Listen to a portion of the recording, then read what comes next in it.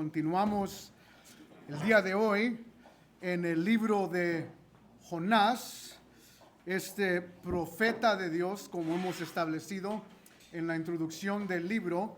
Jonás es un profeta de Dios que, a pesar de ser profeta de Dios, como vimos la semana pasada, en toda la Biblia él es el único profeta de Dios que le dice no a Dios. Y entonces entramos hoy, regresando al capítulo 1, en cómo Dios va a responder al hecho de que su profeta se ha rebelado en contra de él, ha entrado en rebeldía en contra de su Dios.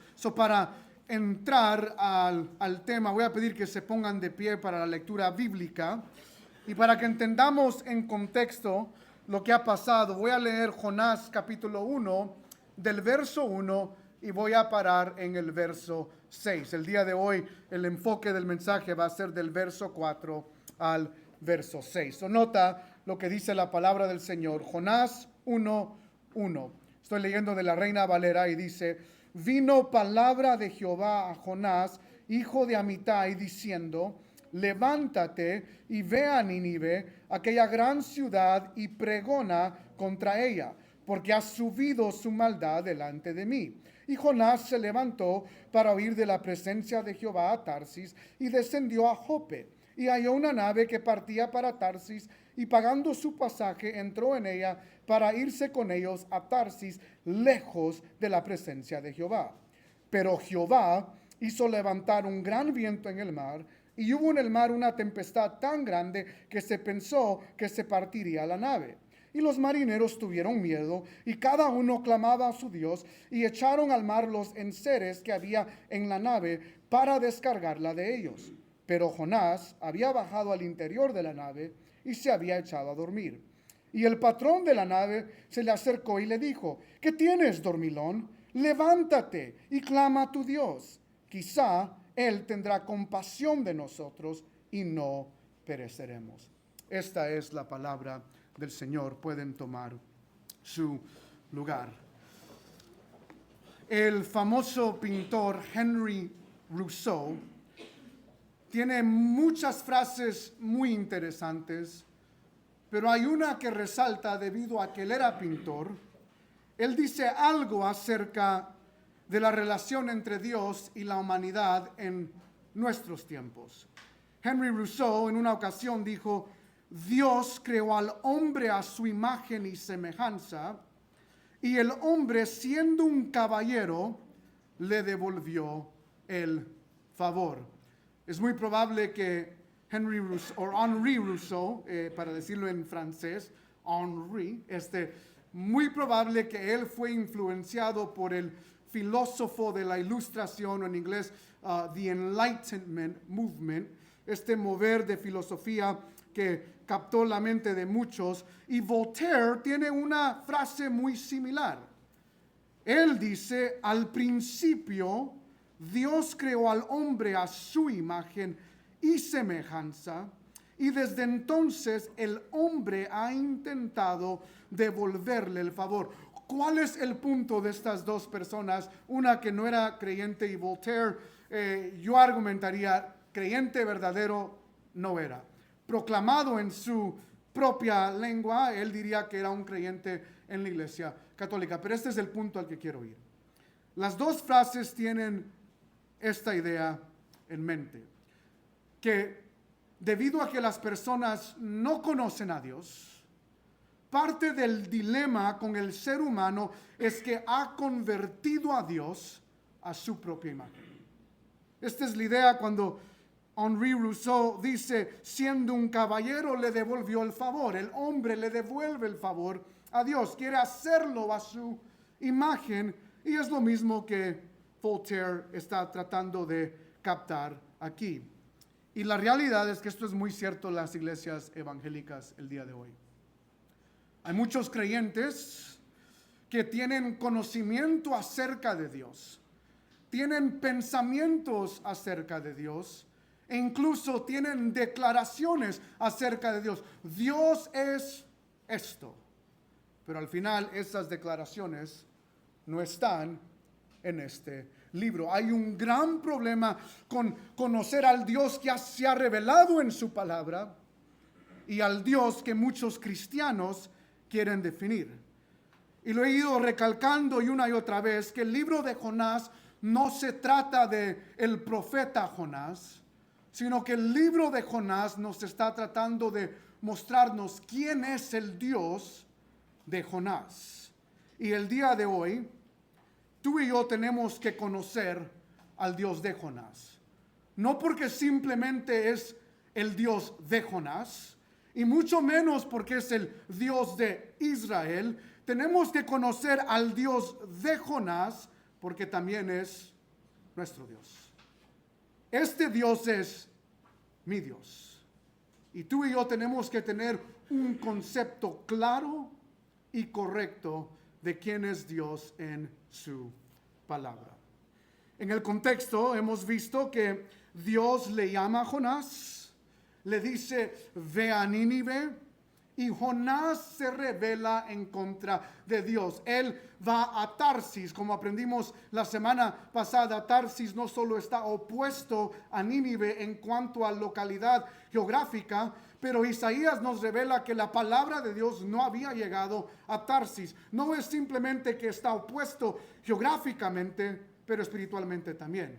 Es un lugar espiritualmente muerto. Y Jonás, porque no quiere llevar el mensaje de arrepentimiento que probablemente lleve a Nínive a arrepentirse y que no le caiga el juicio de Dios, él huye. En otras palabras, Jonás no cree que Nínive es digno de recibir el mensaje de salvación. Su carácter está completamente opuesto al Dios que lo ha enviado.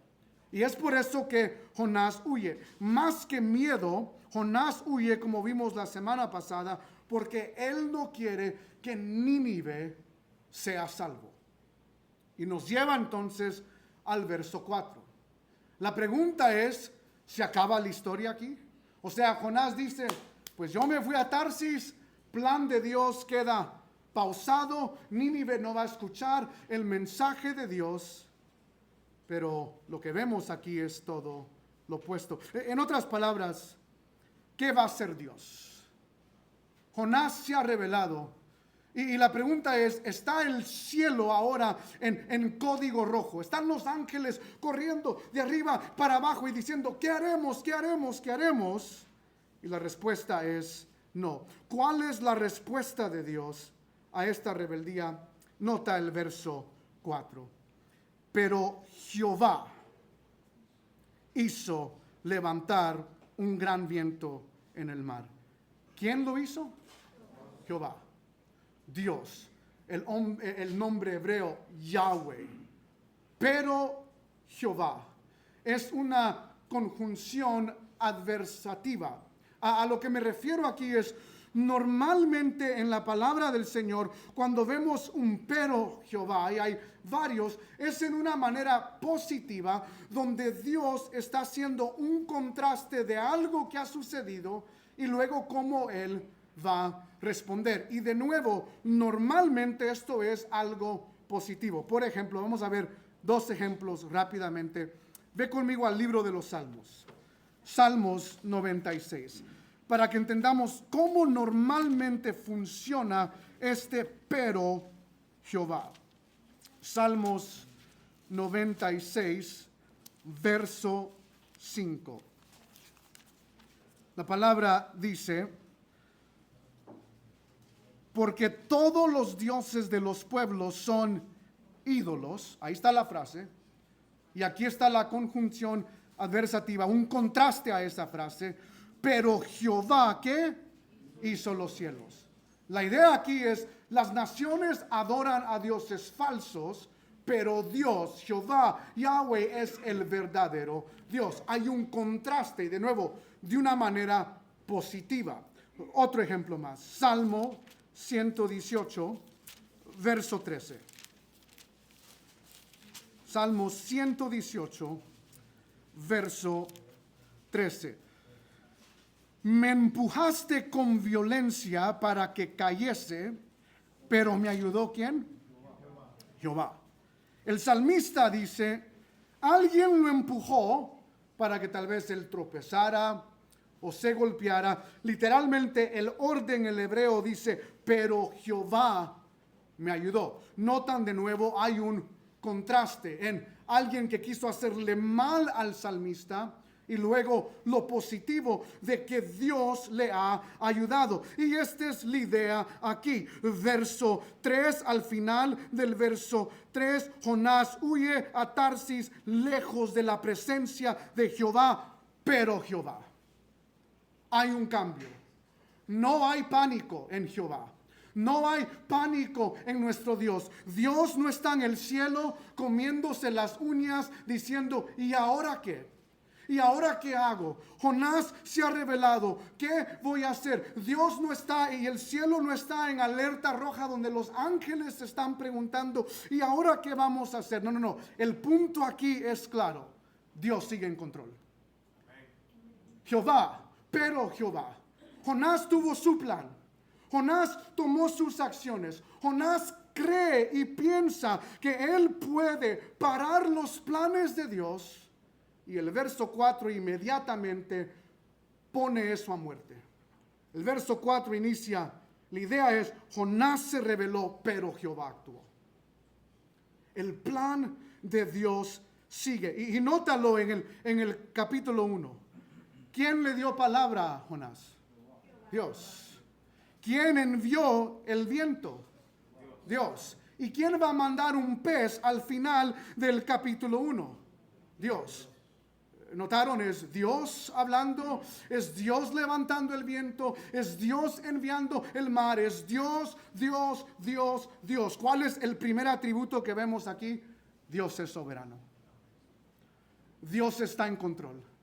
Y hermanos, si tú crees que tú puedes parar los planes de Dios, estás sumamente equivocado. Si tú crees que tu rebeldía preocupa a Dios, estás sumamente equivocado. Si tú crees que tú en tus propias fuerzas puedes causar pánico en Dios, estás sumamente equivocado.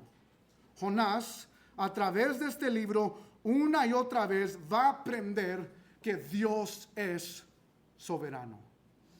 El autor Arthur W. Pink, en su libro de los atributos de Dios, dice lo siguiente en cuanto a la soberanía. La soberanía de Dios puede definirse como el ejercicio de su supremacía, siendo infinitamente elevado por encima de la más alta criatura. Él es el Altísimo Señor del cielo y de la tierra, sujeto a nadie, influenciado por nadie, absolutamente independiente. Dios hace lo que le place y solo lo que le place. Hermano, este es nuestro Dios. Él es un Dios soberano, en control de todas las cosas. Y de nuevo, el primer atributo que vemos aquí es la soberanía de Dios. Y tarde que temprano Jonás se va a dar cuenta que él no puede parar los planes de Dios. Él no puede negociar con los planes de Dios. Y mucho menos puede detener los planes de Dios. Jonás huye a Tarsis y Jehová dice, no importa, el plan sigue. El plan sigue en efecto. Este no es plan B.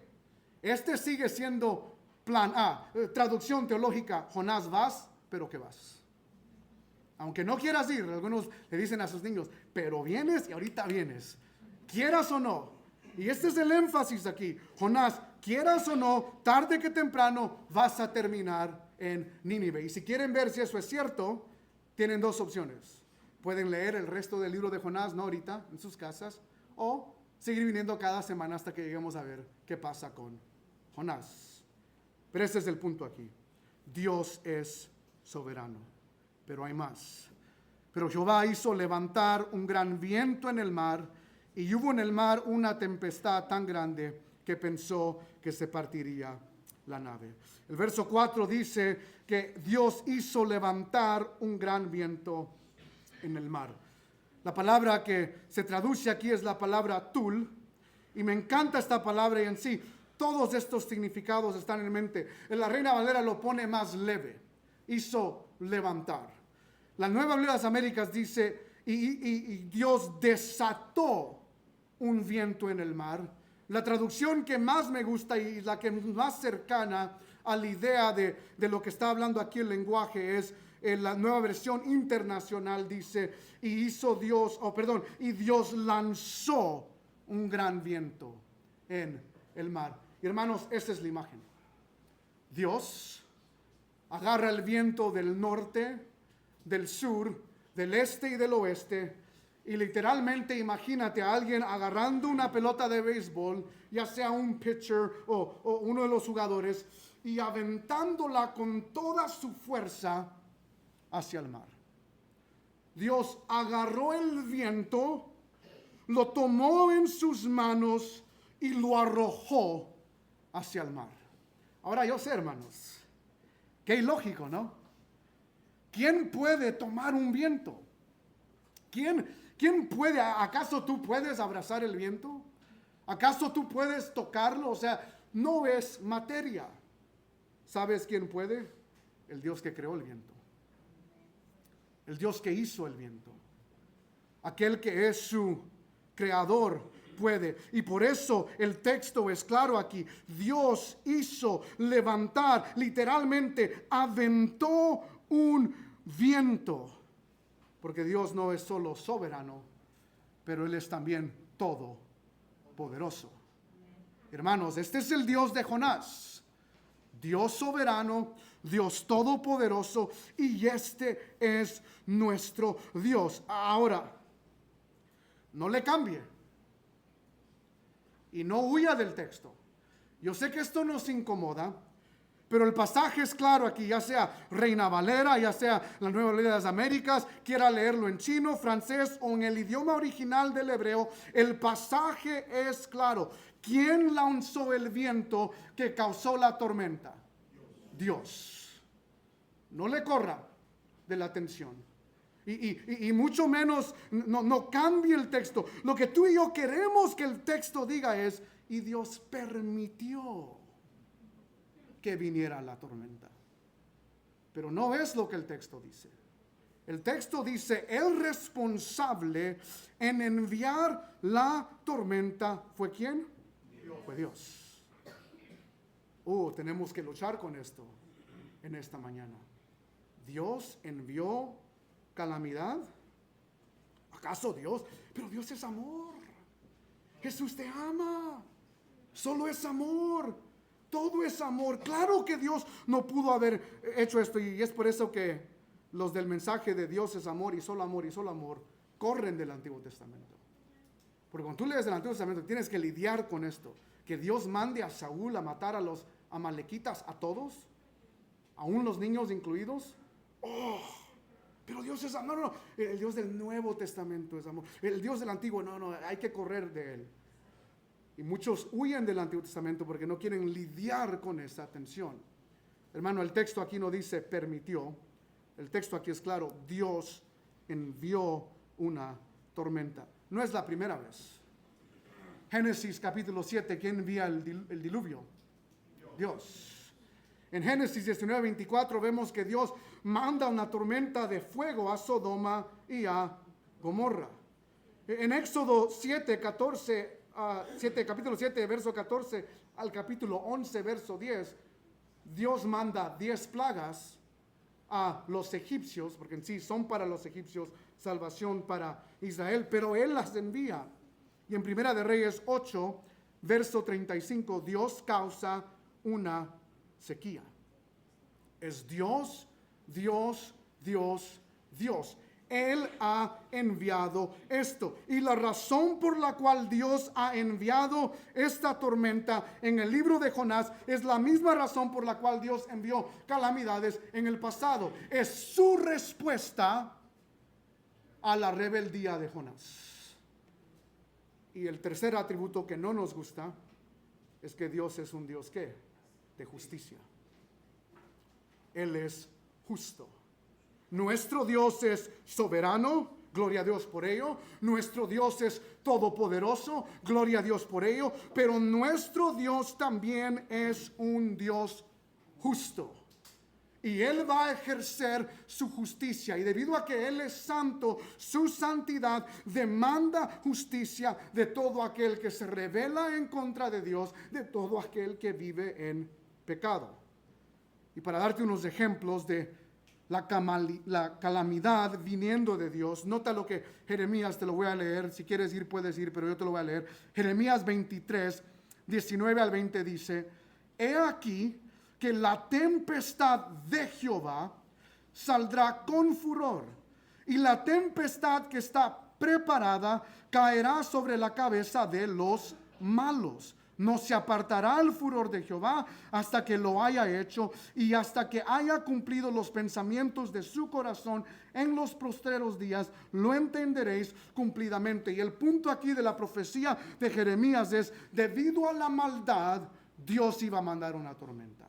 Y no solo la iba a mandar, esta tormenta no iba a terminar hasta que Dios había cumplido su propósito con esa promesa, con esa tormenta, perdón. La tormenta de Dios tiene un propósito en Jeremías. Amos 3:6 simplemente lo pone de esta manera: si se toca la trompeta en la ciudad, ¿no temblará el pueblo? Si sucede una calamidad en la ciudad, ¿no la ha causado el Señor? Y estas preguntas asumen una respuesta de sí. El punto aquí, hermano, de nuevo, no hay que correr al texto. No hay que cambiar el texto. Dios en su justicia ha arrojado un viento en el mar que causó una gran tempestad. ¿Qué tan grande fue esta tempestad? Bueno, el final del capítulo, del verso 4 dice que pensó que se partiría la nave. Es un juego de palabras en el lenguaje original. Literalmente lo que está diciendo esto es: el barco mismo, la nave misma, pensó que se iba a partir en dos. O sea, no malinterpreten, es de nuevo un juego de palabras. No es que la nave tenía su propio espíritu, no es que la nave tenía personalidad. El lenguaje hebreo lo usa que la tormenta fue tan grande que hasta el mismo barco dijo: hasta aquí llegué. De esta no me escapo. Me he escapado de 3 o 4 y le he podido contar a otros barcos de cómo me he escapado de tormentas, pero el mismo barco pensó: de esta no me escapo. Pero este es el punto que yo quiero que nosotros veamos de la justicia de Dios.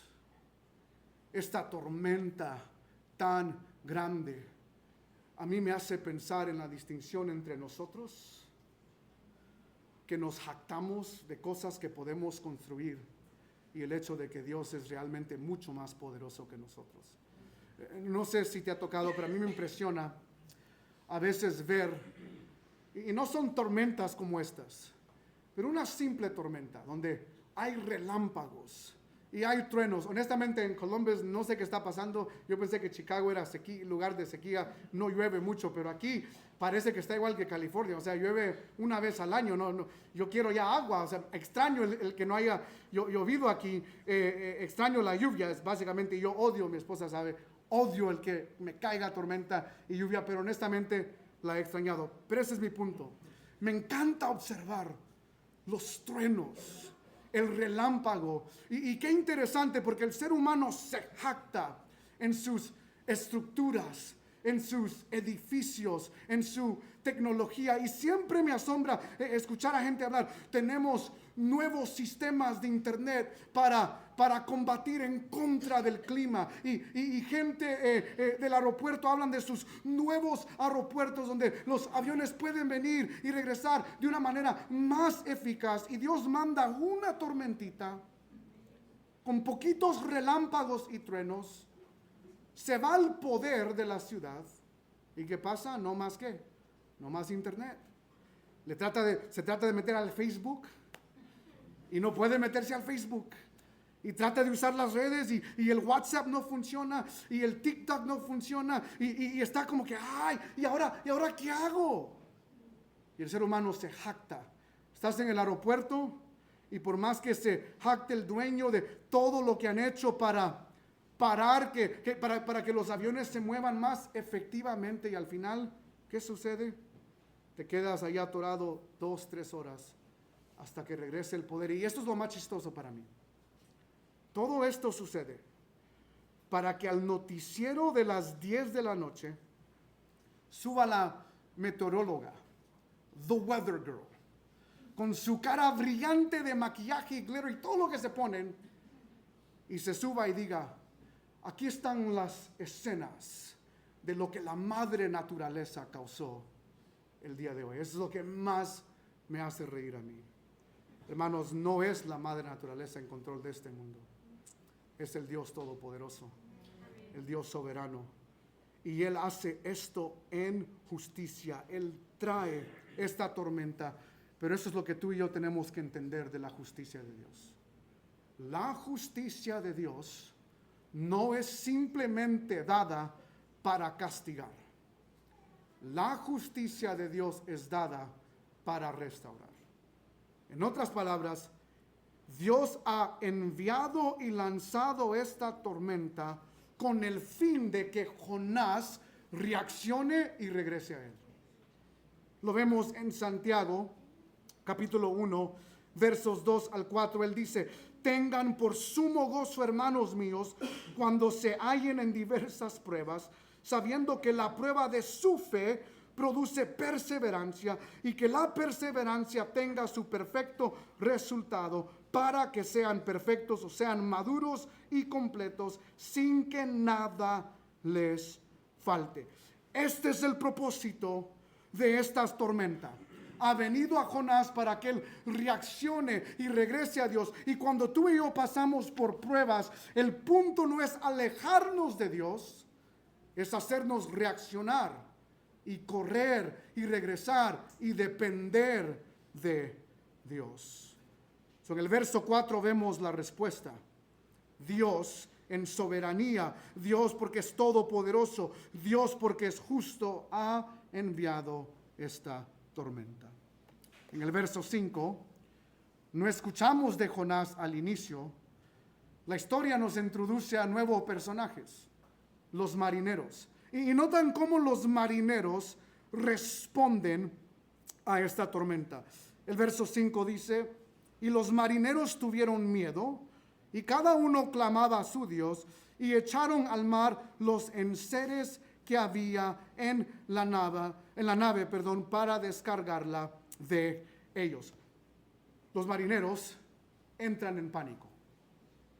Esta tormenta viene hacia ellos, e imagínate a los marineros corriendo el uno por el otro, levantando las carpas, tratando de controlar la tormenta. Cada uno a la misma vez está clamando a su Dios, y cuando eso no funciona, empiezan a agarrar los enseres o el cargo que está dentro del barco y empiezan a arrojarlo y a aventarlo hacia el mar. Hay un pánico total de esta tormenta.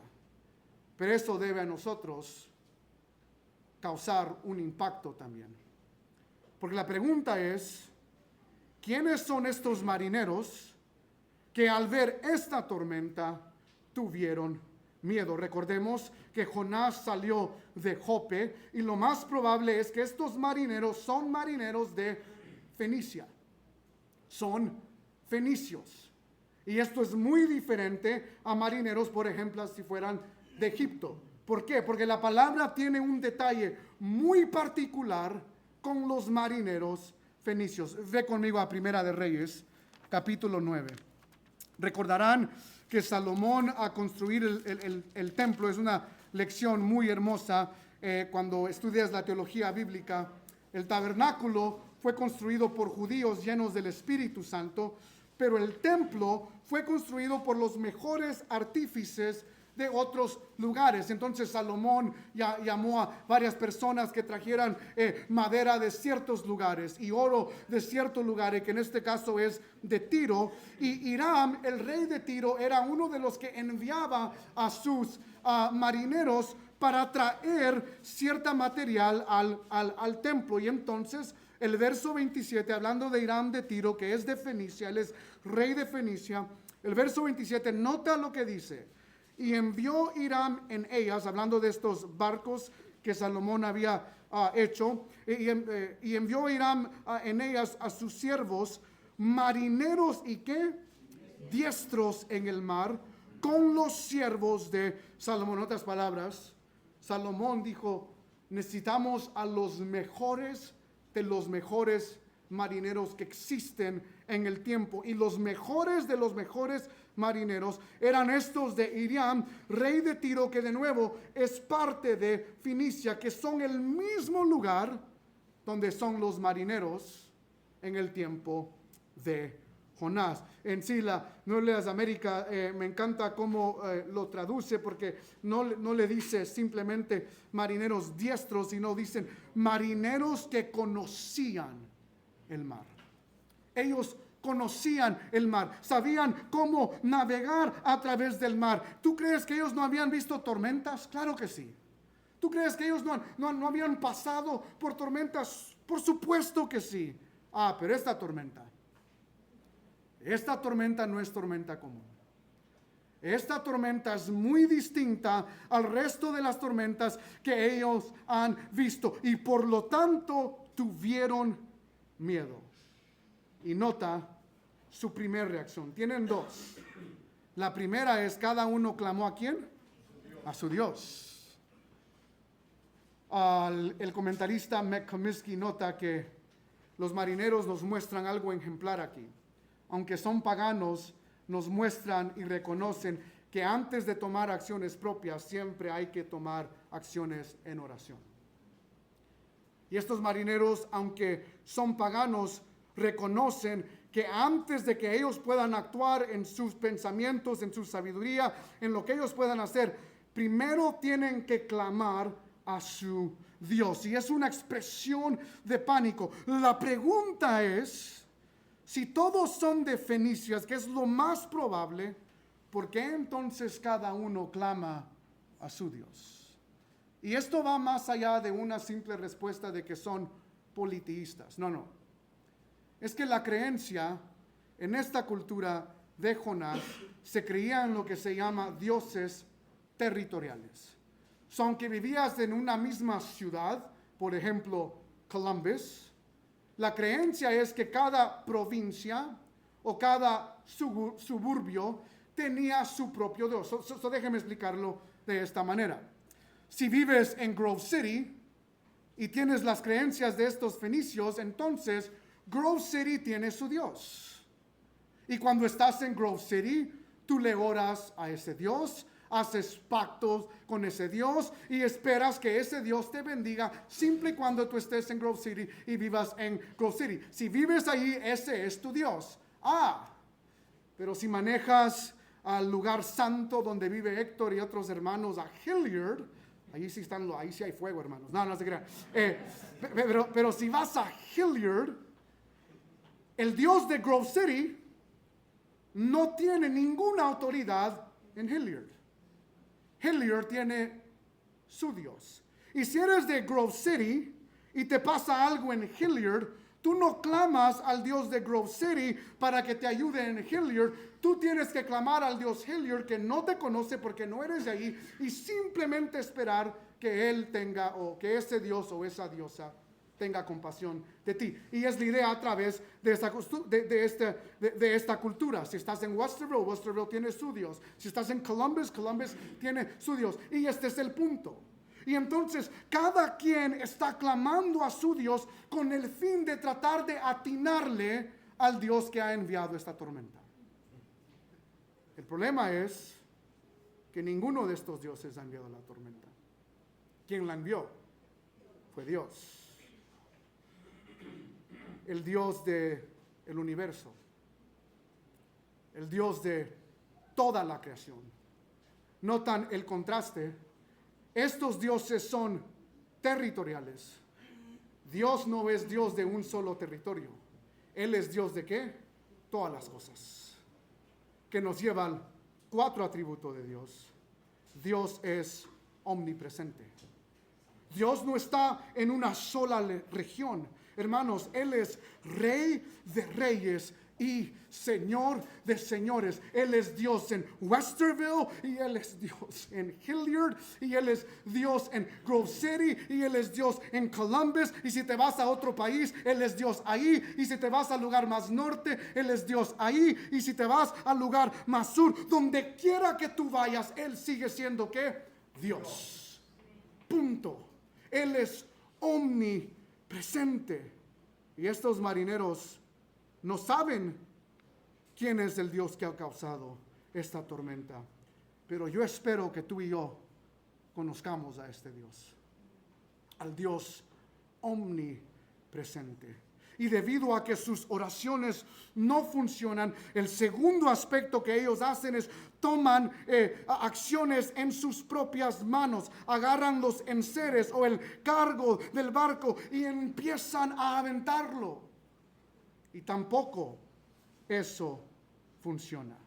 Es interesante notar que los marineros, tal vez a diferencia de tú y yo, ven más valioso su vida que lo material. Ellos no valoran lo material. No les importó tirar lo material para tratar de balancear el barco en medio de esta tormenta. Pero hay algo muy grande aquí, una verdad maravillosa aquí. Leslie C. Allen en su comentario dice: cuando Dios manda una tormenta, ni la falsa religión ni obras de piedad pueden pararlo.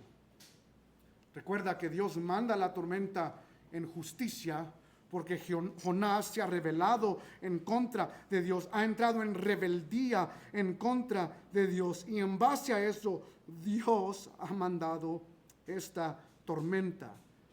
Y la única cosa que puede parar esta tormenta es un arrepentimiento genuino. No es alguien que simplemente trata de aparentar arrepentimiento, y mucho menos, son obras piadosas. Lo único que puede parar esta tormenta es que alguien realmente se arrepienta, y en el contexto aquí es que Jonás se arrepienta. Y esto nos lleva a Jonás. Aquí vemos un corte en la narración. Vimos que Dios manda la tormenta, los marineros responden en pánico, pero la idea del oyente de esta historia es: ¿y qué pasó con Jonás? ¿Y dónde está Jonás? ¿Dónde está el que en sí, por su rebeldía, ha causado esta tormenta en este sentido? Y el pasaje nos dice: Jonás había bajado al interior de la nave y se había echado a dormir. ¡Wow! El profeta de Dios durmiendo. La palabra hebrea aquí, yereka, para bajado al interior, no es simplemente que bajó. La imagen es que el lugar más profundo del barco es donde estaba Jonás. Él estaba durmiendo escondido en el lugar más profundo del barco. Y nota lo brillante de cómo Dios ha revelado su palabra. Esta escena inicia con Dios en el cielo enviando una tormenta, un viento que causa una tormenta en la tierra que afecta a los marineros que están arriba del barco. Y ahora llegamos a Jonás, que está al profundo, a lo más hondo del barco. Y esto nos recuerda que la vida de Jonás va en una espiral hacia abajo. Él sigue descendiendo, porque hermanos, eso es lo que la rebeldía causa, es un espiral negativo que va hacia abajo. Pero este es el punto, hay dos verdades aquí. En primer lugar, Jonás no simplemente está dormido. La frase literal, y luego la Nueva de las Américas, por eso me encanta esa traducción, porque es tan fiel y tan cercana al texto hebreo, dice: dormía profundamente. Este no es un sueñito, no es Jonás tomándose una siesta. Las esposas conocerán este tipo de sueño de sus esposos. Cuando el esposo viene del trabajo bien cansado y se echa a dormir y está roncando y la esposa le da codazos y ronca más duro y le da patadas y ronca, o sea, no lo puede despertar. Esta es la descripción aquí. Jonás dormía profundamente. La idea es, mientras la tormenta sucedía, mientras los marineros estaban en pánico, Jonás dormía profundamente. ¿Sabes por qué? Porque la rebeldía, que va ligada con otras emociones y pecados como estar amargado, enojado, cargar culpa, todas estas cosas cansan. El rebelde nunca está descansado. El rebelde siempre anda cansado. Y no me refiero físicamente, me refiero en su salud mental y en su vida emocional y en su vida espiritual. El rebelde siempre anda cansado, porque andar en rebeldía, en amargura, en rencor, hermanos, eso cansa espiritualmente. Pero hay otro aspecto mucho más allá, que simplemente que Jonás en su rebeldía estaba cansado. La idea que el autor quiere que veamos aquí, que el Dios soberano que inspiró esta palabra, es que cuando la vida de un dormilón está en peligro, él es el único que no se da cuenta. Nota la historia. Los marineros saben que están en peligro. Los marineros saben que están a punto de morirse en el mar. El barco mismo sabe que está en peligro. El único que no sabe que está en peligro es ¿quién? Es Jonás.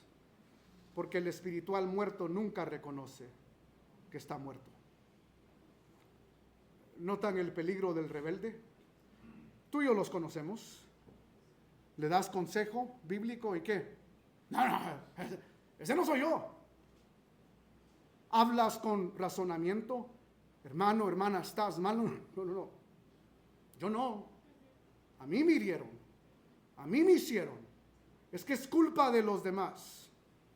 Y esta es la idea del rebelde. El rebelde siempre está dormido espiritualmente. Y por más que le hables y por más que le aconsejes, no reconoce que está mal, porque está muerto, está dormido, está adormecido espiritualmente. Y cuando uno está adormecido espiritualmente, lo único que puede hacer son tonterías. No reconoce uno la maldad, la rebelión, que la persona está en contra de Dios. Y por lo tanto, al estar adormecido, es difícil hacerle a esa persona reaccionar que anda mal. Y mi oración es que nadie aquí esté tan rebelde en contra de Dios que no pueda reconocer que anda mal. Hermanos, tenemos que reconocer cuando estamos mal. Y llegamos a la última parte del verso 6. Jonás está adormecido y nota lo que pasa en el verso 6. Y el patrón de la nave se le acercó y le dijo: ¿qué tienes, dormilón? Levántate y clama a tu Dios. Quizás Él tendrá compasión de nosotros y no pereceremos. El patrón se le acerca a Jonás, le dice: ¿qué tienes, dormilón? Oh, pero estas dos palabras son muy interesantes. Él le dice a Jonás, imagínate a Jonás, como todos nosotros tal vez mañana, el lunes, en la mañana ahí nos despertamos y digo, ay, ¿qué horas son? Sonó la alarma como unas 10 veces y estamos con los, en inglés dicen crust en los ojos, no sé, cositas amarillas en los ojos y estamos como que... Y Jonás se levanta bien adormecido. Y lo primero que escucha es: levántate y clama.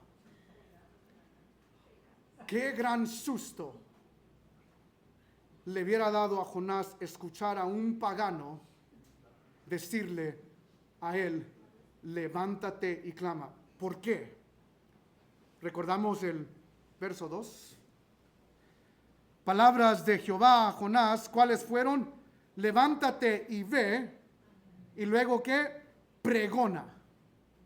En el hebreo, estas son las dos palabras: levántate, kum, y kara, pregona. Levántate y pregona las mismas instrucciones que Dios le dio a Jonás. Ahora aquí en el verso 6, un inconverso le está diciendo las mismas dos palabras hebreas: levántate y clama. Qué gran susto. De nuevo, Jonás levantándose medio adormecido, y lo primero que escuchas es el mismo llamado que Dios le dio a él. ¿Ven la bondad de Dios aquí? Hermanos, esto no es coincidencia. Esto es un Dios soberano que está tratando una y otra vez de llamarle la atención a su profeta, no para castigarlo, pero para restaurarlo, para ayudarle a regresar al plan de Dios. Y los marineros dan solo una petición a Jonás: clama, levántate, clama. Y nota por qué. Esta frase me encanta: levántate y clama a tu Dios. Quizás Él tendrá ¿qué? Compasión de nosotros y no pereceremos. Quizás. ¿Por qué dicen quizás? Porque los marineros, en primer lugar, no saben quién es Jonás. No saben dónde viene. Si quieres saber quién es Jonás y de dónde viene, te espero la próxima semana. En los próximos... Pero algo muy interesante aquí.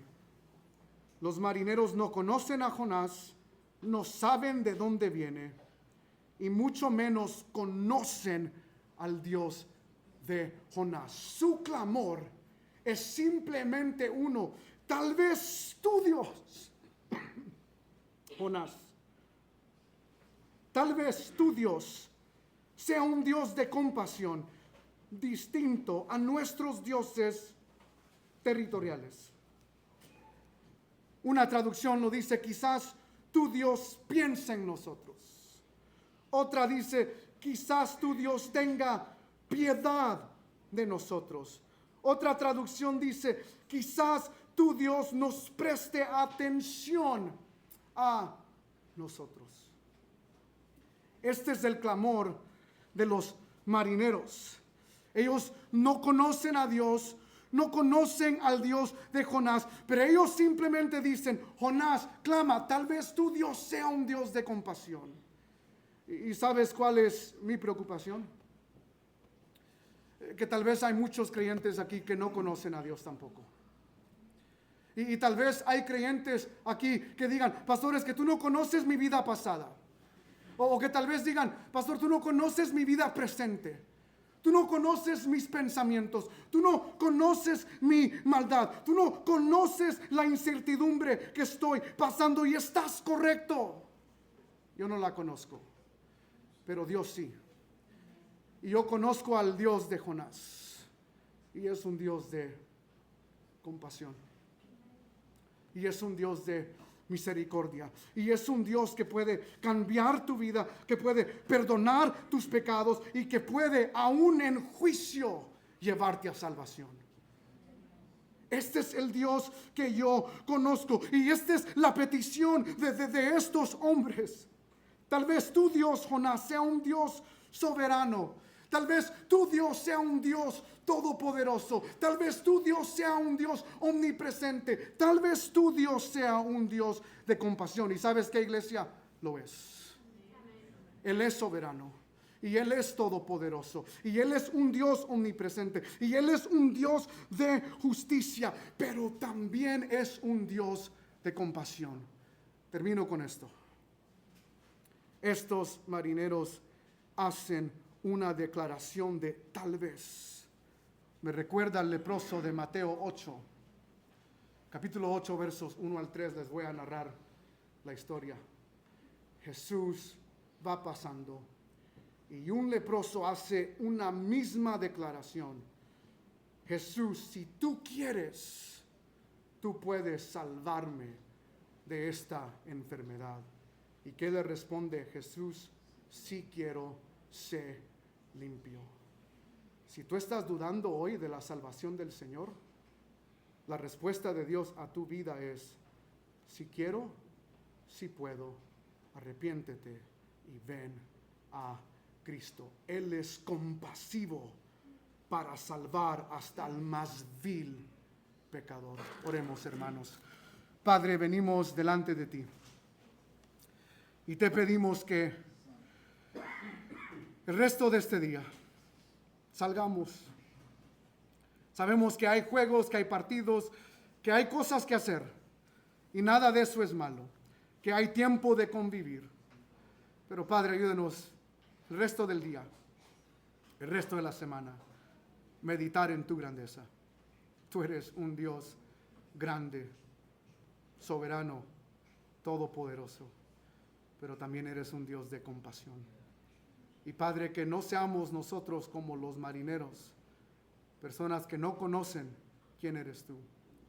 Padre, ayúdanos día a conocerte más y más, y que cada día veamos que tú eres un Dios lleno de misericordia, de gracia y de compasión. Te pido que tú nos ayudes a nosotros a vivir vidas que te agradan a ti. En el nombre de Jesús te lo pedimos. Y la iglesia de Cristo dice amén. El pastor.